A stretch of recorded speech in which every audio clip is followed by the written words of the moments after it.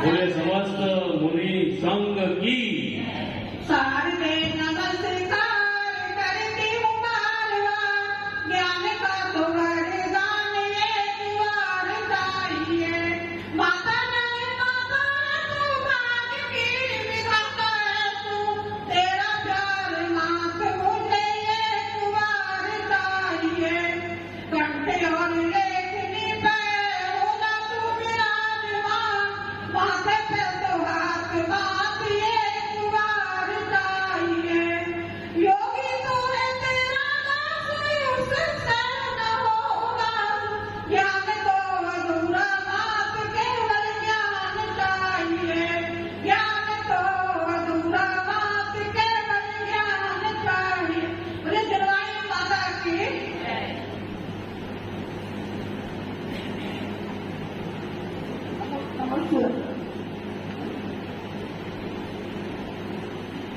परिग्रह 24 भेद त्याग करें पुनराजी। परिग्रह के कितने भेद होते हैं? परिग्रह के 24 भेद होते हैं। कौन कौन से? 10 बाहरी और 14 अंदरूनी। तो बाहर के कौन कौन से होते हैं? बाहर के होते हैं क्षेत्र, वास्तु, हिरण, स्वर्ण, धन, दान, काशी, दास, भार, क्षेत्र, वास्तु, हिरण, स्वर्ण, धन, दान, राशि, दास, भार, ये तो बाहर पड़ते हैं।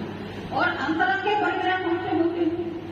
मिथ्यात्व, क्रोध, मान, माया, लोभ, हास्य, रति, अरति, शोक, भय, जुगुप्सा, स्त्री वेद, पुरुष वेद और नपुंसक, ये 14 वेद अंतरंग के होते हैं। ये मूलराज 24 परिग्रह के त्यागी होते हैं। तो त्याग और दान में क्या अंतर है? त्याग और दान में ये अंतर है कि दान जो है जो दो के बीच में हुआ करता है। दान अगर तुम करना चाहो तो दूसरा अगर पास तुम्हारे सामने नहीं है तो तुम कर नहीं सकते। अब जैसे तुमने चौका लगाया और कोई मूलराज नहीं है या माता जी नहीं है या आपका छुड़ने का या कोई कर्मचारी नहीं है तो गति कैसे दोगे? तो दान जो है हमेशा दो के बीच में हुआ करता है। और त्याग जो है जो स्वतः ही अपने अंदर से मतलब त्याग तुम कर सकते हो, अकेले भी कर सकते हो त्याग। तो त्याग की ऐसी बात है कि त्याग हम अपने मन से कर सकते हैं।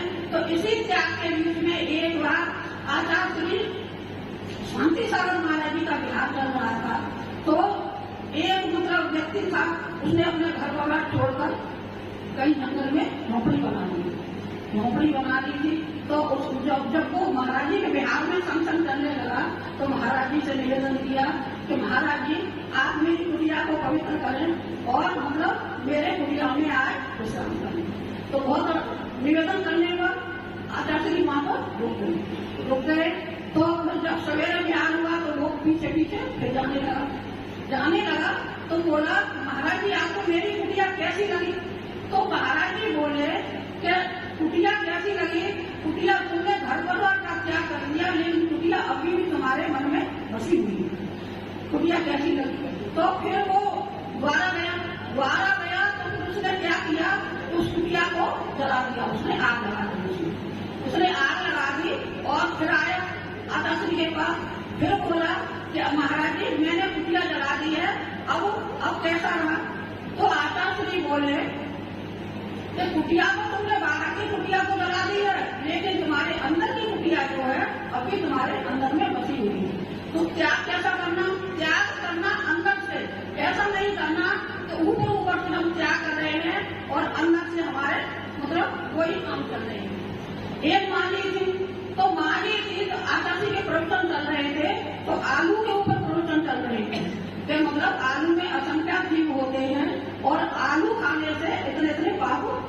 सकते हैं। तो संजय जब नियम लिया तो 70-75 वर्ष की मानी थी, वो भी नियम लेके घर चली गई।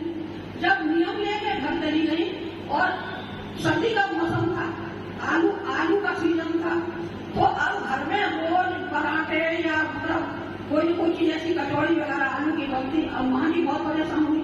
माँ जी बोली कि अब क्या करें? तो माँ जी भगवान के सामने बोली कि महाराज भगवान, मैं आलू का तो मतलब ले रही हूँ और मैं बेर का त्याग कर देती हूँ। और आलू उन्होंने खाना शुरू कर दिया। अब बताओ इंद्रिय लोलुपता, रसना इंद्रिय लोलुपता कितनी प्रबल है कि हम किसी एक वस्तु को नहीं छोड़ सकते, और हमने छोड़ भी दी है तो हम उसको द्वारा ग्रहण कर लेते हैं। ये त्याग नहीं कहा जाता। त्याग अंदर स्वतः से ऐसा होता है कि त्याग जो हमने चीज त्याग दी उसको हम कभी ग्रहण नहीं करें। अब बमन हो जाए तो क्या बाद में तुम उसको स्वीकार करोगे? क्या नहीं करोगे। लेकिन संसार की ऐसी रीति है कि हमारा मन इतना चलायमान है कि हम अपनी इंद्रियों पर कंट्रोल नहीं कर पाते हैं, और इसी कारण से जो भी त्याग करते हैं उसको द्वारा, और इसीलिए त्याग करने में हम इतने पीछे रह जाते हैं कि हम अपने ऊपर, मन के ऊपर हम कंट्रोल नहीं कर पाते हैं। त्याग किया था उस वीर ने। एक महाराज जी जब जंगल में विराजमान थे पेड़ के नीचे, तो सभी लोग श्रावक लोग गए दर्शन के लिए। तो जब दर्शन करके बाद में आ रहे थे कुछ नियम महाराज जी से उन्होंने लिया। जब नियम लिया, दूर खड़ा वीर वो देख रहा था कि महाराज जी हमारे क्या कह रहे हैं, क्या कर रहे हैं, पता नहीं। तो जब सब लोग चले गए तो बाद में वो गया और बोला कि भगवान मुझे भी ऐसा कोई नियम दो जो मेरा कल्याण हो जाए। तो भगवान मुनिराज ने देखा ये भव्य नियम है, तो उसने क्या काम करते हो कि मेरा ऐसा व्यवस्था है। तो उन्होंने कहा मांस का त्याग कर दूं। उन्होंने कहा भगवान मांस का त्याग कर दूंगा मैं, तो मैं खाऊंगा क्या, बच्चों का पालन पोषण कैसे करूंगा? तो मैं मांस का त्याग नहीं कर सकता। तो फिर मुनिराज बोले अगर मांस का त्याग नहीं कर सकते तो एक मांस का त्याग कर दो, किसी जो तुम चाहो तो एक मांस का त्याग कर सकते हो। तो वो दोनों वीर और बिल्ली दोनों बहुत खुश हुए।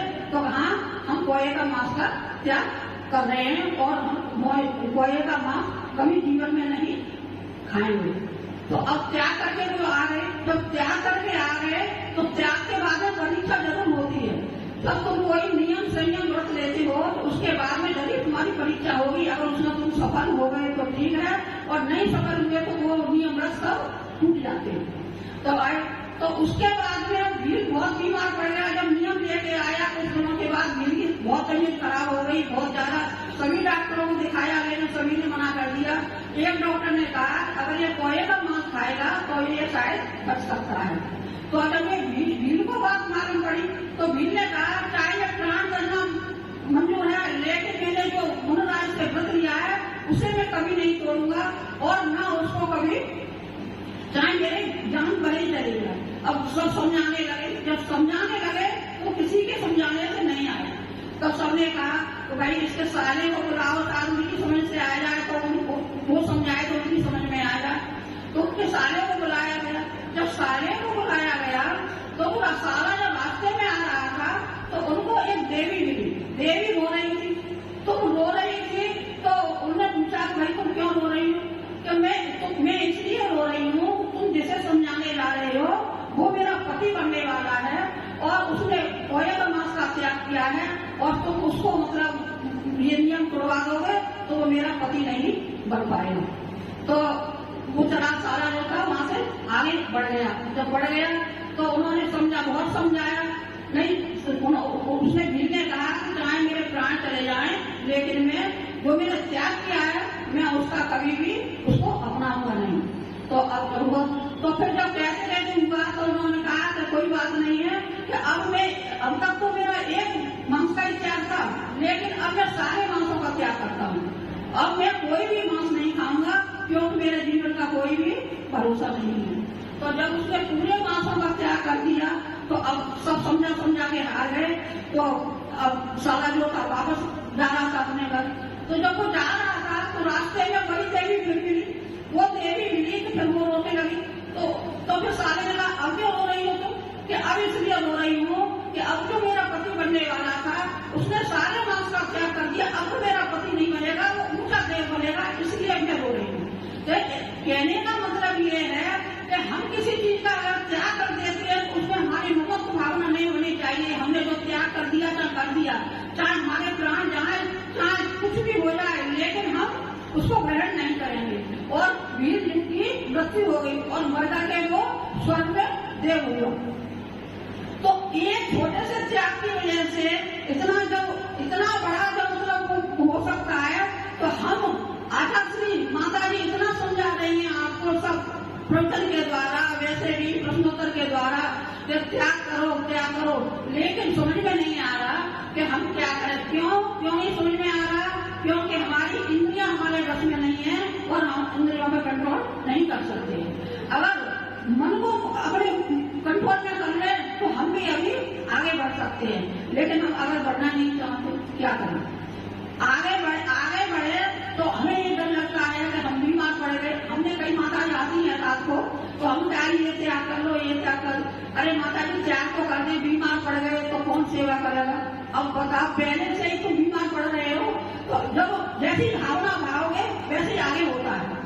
जब तुम नियम संयम ले लोगे तो मेरे गाने का करके तुम्हें कोई परेशानी नहीं आएगी और न तुम बीमार पड़ोगे, और बीमार भी पड़ भी जाओगे तो उसका सभी निवारण है, ऐसी बात नहीं। अब हम सब लोग बैठे हैं तो हम बीमार नहीं पड़ते, हम भी तो बीमार पड़ते हैं, तो सब उपचार होते हैं।